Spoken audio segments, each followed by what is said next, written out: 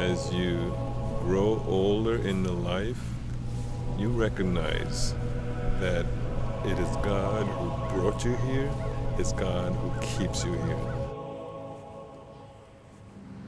Amidst the hustle and bustle of our society, there is a culture that has been preserved for centuries.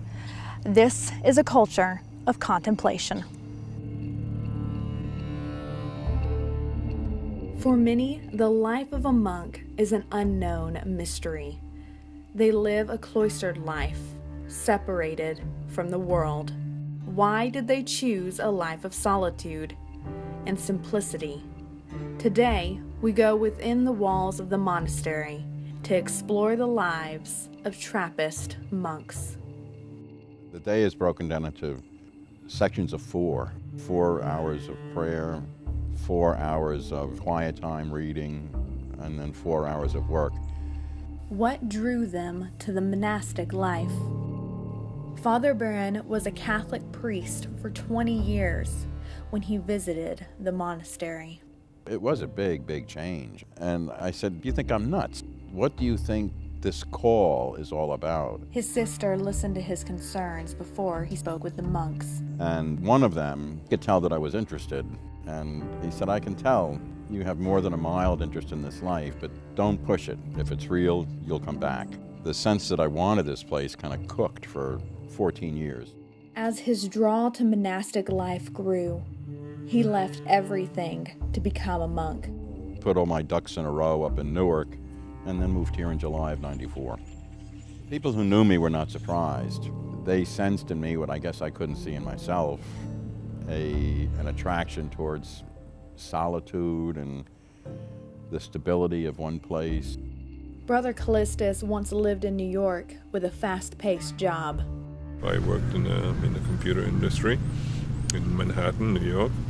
While I was working, I read a lot, so I was searching for a deeper meaning in life. Through his searching, he felt the call to the contemplative life, and he too left everything to pursue it. All of us are called to the contemplative life. So when you hear the word contemplative life, I mean, it's no big mystery. It simply means that your life has this underlying desire for being closer to God.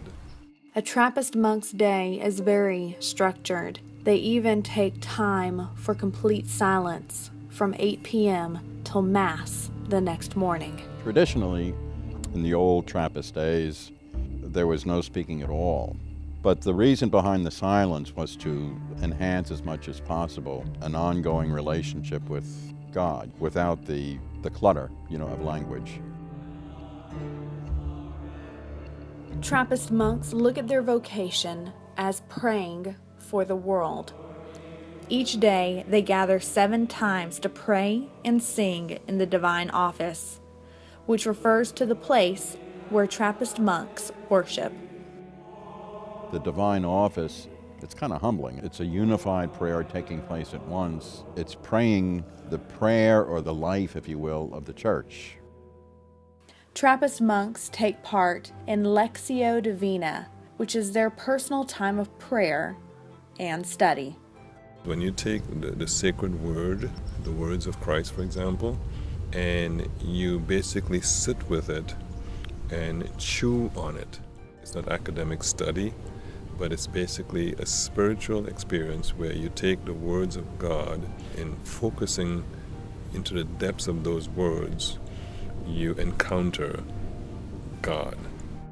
Even though much of their time is spent in prayer, work is also an important aspect of a monk's day.